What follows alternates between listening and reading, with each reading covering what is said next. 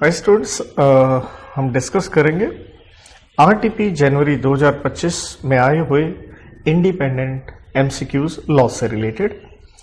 तो देखिए, पहला क्वेश्चन जो है एलएलपी एक्ट के ऊपर है, उसके सेक्शन 27 पे है। कहता है XYZ एलएलपी एक कंसल्टिंग फर्म है जिसके 4 पार्टनर्स हैं और यही रिस्पॉन्सिबल है वेरियस फंक्शंस के लिए। पार्टनर जो बी है, बिना कंसल्ट किए उसने अदर पार्टनर्स के साथ एक एंटर किया contract third party mister P के साथ for a high value deal on behalf of LLP, लेकिन लेटर ऑन पता चलता है कि उसके पास कोई अथॉरिटी नहीं थी, एक बात। एंड कहता है एलएलपी की भी कोई हिस्ट्री नहीं थी इस तरह का कोई कॉन्ट्रैक्ट वगैरह करना। मिस्टर पी के साथ जो आप कर रहे हो, एक्सपीरियंस बिजनेस पर्सन है, उसको भी मालूम था कि पार्टनर बी क्या नहीं है, ऑथराइज नहीं है। तो कहता बताइए कौन सा इसमें से करेक्ट ऑप्शन है। तो देखिए, यहां यही बताने वाला है क्या एलएलपी इसके लिए लायबल होगी या नहीं। देखिए, हम सेक्शन 27, क्योंकि मैंने सेक्शन लिख दिया तो सीधा सीधा आंसर पे आएंगे। तो 27 यही कहता है अगर आपके पास अथॉरिटी नहीं है एज ए पार्टनर, नंबर 2 जिसके साथ कॉन्ट्रैक्ट करे वो एंड वर्ड के साथ है, अगर उसे भी मालूम है तो एलएलपी लायबल नहीं होगा। तो एलएलपी लायबल नहीं होगा, तो नॉट बाउंड वाला आंसर एक ही ऑप्शन में था डी में, बाकी में बाउंड ही लिखा है क्योंकि पार्टनर बी के पास अथॉरिटी नहीं है। और देखिए, इंपॉर्टेंट वर्ड मैंने हाईलाइट भी किया, अंडरलाइन भी किया, थर्ड पार्टी को अगर पता हो। अगला प्रश्न भी एलएलपी के सेक्शन 6 पे है। कहते हैं ये एलएलपी 2 पार्टनर्स के साथ बनती है, राज एंड रानी। डिफरेंसेस हो गए, रानी ने रिजाइन कर दिया और ध्यान दीजिए 1 जनवरी को कर दिया। समस्या क्या होगी, यहां पे एक ही पार्टनर रह गया, लेकिन आप जानते हैं 6 महीने के अंदर लिमिट बढ़ाएं वरना आप पर्सनली लायबल हो जाएंगे जो भी कॉन्ट्रैक्ट हुए 6 महीने के बाद। राज कहता कंटिन्यू रहता है, लेकिन उसने कोई भी नया पार्टनर एडमिट नहीं किया और उसे इस चीज का पता है कि वो अकेला पार्टनर है। 1 अगस्त आ गई, तो ध्यान दीजिए 1 जनवरी से अगस्त 6 महीने क्रॉस हो चुके, जून तक हो जाते हैं 6 महीने। कहता है एलएलपी ने एक नया डेट लिया 5 लाख का, तो ऑब्वियसली इसकी क्या हो जाएगी, पर्सनल लायबिलिटी हो जाएगी। ये पूछा गया क्वेश्चन में। तो अगर आप देखते हैं पर्सनल लायबल, यहां ऑप्शन दिख रही है हमें बी में 5 लाख के लिए, since he was the sole partner of the LLP for more than 6 months. Option number B is the correct answer है, सीधा सीधा।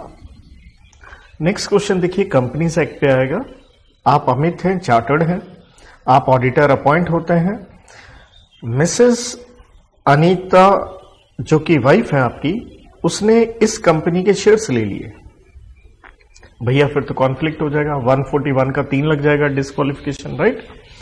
और उसने लिए लेकिन फेस वैल्यू 1 लाख के, वो तो लिमिट में आ गया क्योंकि रूल नंबर 10 में हम यही पढ़ते हैं 1 लाख तक रिलेटिव के लिए, क्योंकि वाइफ है रिलेटिव होगी तो वो अलाउड होता है। कहता बताइए कौन सी स्टेटमेंट करेक्ट है और क्या रहेगी आपकी एलिजिबिलिटी।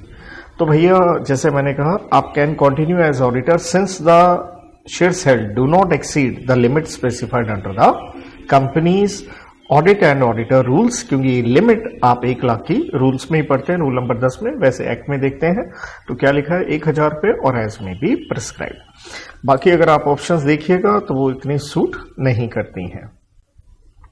अगेन अगला कंपनीज एक्ट पे है। कहता आप एक कंपनी है जिसकी 51% equity state government of Maharashtra के पास है, तो स्वाभाविक आप गवर्नमेंट कंपनी बन गए 2K45 के हिसाब से, राइट। बोर्ड ऑफ कंपनी ने डिसाइड किया है अपॉइंट करेंगे auditor as per the Companies Act. बताइए कौन सा स्टेटमेंट करेक्ट है। देखिए, बोर्ड ने डिसाइड किया है, लेकिन गवर्नमेंट कंपनी बन गई तो आप सारे जानते हो गवर्नमेंट कंपनी बनने पे CAG ही ऑडिटर को अपॉइंट करता है, इसलिए 139 का 5 लगा, क्योंकि आंसर क्या आएगा, CAG आएगा। रीजन क्या हो गया, क्योंकि आप क्या बन गए हैं, गवर्नमेंट कंपनी बन गए हैं 2K45 के लिहाज से। तो CAG अपॉइंट करेगा। पहली ऑप्शन आप देखते हैं बोल्ड लिखा है, वो गलत हो जाएगी, शेयर होल्डर वाली गलत हो जाएगी और डी वाली स्टेट गवर्नमेंट वाली भी गलत हो जाएगी। अगला प्रश्न GCA एक्ट के ऊपर है। कहता X ने कार खरीदी Y से, बिलीविंग कार का वो लेजिटिमेट ऑनर है। ऑल्दो X ने पूरे पैसे दे दिए हैं, कार का पोजेशन ले लिया, लेकिन उसने RC सर्टिफिकेट चेक नहीं किया टू वेरीफाई ऑथेंटिसिटी किसकी, कि Y की ऑनरशिप है या नहीं है। तो नो डाउट यहां पे आपका नेग्लिजेंस हो गया, right. Later on it was discovered that वो राइटफुल ऑनर Y नहीं है, कार क्योंकि चोरी की थी। कहते इन द 3 का 22 देखिए सेक्शन मैंने कोट किया है। गुड फेथ की डेफिनेशन आप पढ़ते हैं। कहता है बताइए determine the validity of x ownership. तो हम उसमें यही पढ़ते हैं डेफिनेशन में, आपने ऑनेस्टी होनी चाहिए, नेग्लिजेंस और नोट, उसके हिसाब से तो कह देंगे आप कि भैया ये गुड फेथ है तो इसलिए वो ऑनर होना चाहिए। बट ये गलत बात है, क्योंकि यहां आंसर आपको रेफर क्या करना है, हम केस पढ़ते हैं मोंग ओंगपू वर्सेस मोंग सी मोंग का, कि आपने ऑनेस्ट परचेज खरीदा है, लेकिन अगर आपने केयरलेसली खरीदा मीन्स नेग्लिजेंस है, लेकिन आपने क्या नहीं की, प्रॉपर इंक्वायरी नहीं की, तो मीन वर्ड ये can not be said to have been in good faith so as to convey good title. क्योंकि यहां पे कॉन्ट्रैक्ट एक्ट के हिसाब से हम ये केस पढ़ते हैं, तो आपको यहां अच्छा टाइटल नहीं मिलेगा। इसलिए हम क्या कहेंगे, ऑप्शन बी में हमें दिख रहा है, क्योंकि बाकी सारी ऑप्शन में वैलिड दिख रहा है, not hold valid ownership because his purchase was without due care and attention. तो ध्यान दीजिएगा, यहां पे इस केस के हिसाब से आपने ये अटेंड करना था। Thank you.